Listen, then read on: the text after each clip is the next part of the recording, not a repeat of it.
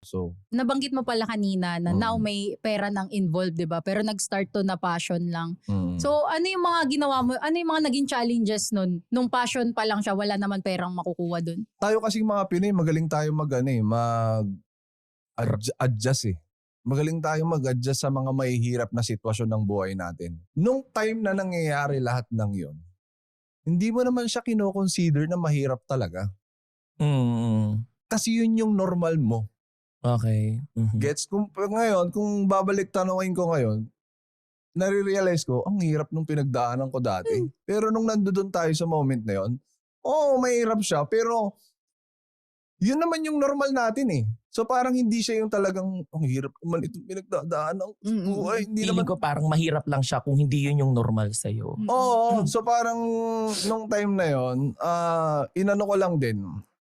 Ginawa ko lang, ang ginawa ko lang talaga mag-relax lang. Hindi tamad Relax. Relax. Wow, iba pala ang relax sa tamad. Ano yon, kuya? Ano ang relax? Hindi, yung parang lang, gawin mo lang siya ng gawin nang hindi mo masyadong iniintindi ba yung... Hindi masyadong pressured. Hindi in-overthink. Oo. Kasi ganun ko siya na-enjoy. Kasi wala naman akong kinikita nung una eh. Pero Passion may talaga. kaakibat na, may kaakibat na pressure na totoong real world pressure yon. Una-una galing sa magulang. Laki-laki mo na, wala ka pang trabaho.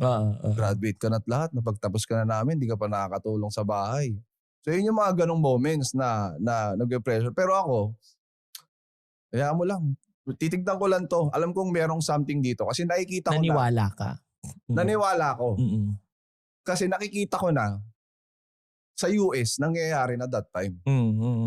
Sabi ko, onting panahon lang. Kailangan lang talaga may gumawa dito. Yung gumagawa lang noon that time si Will Dasovich.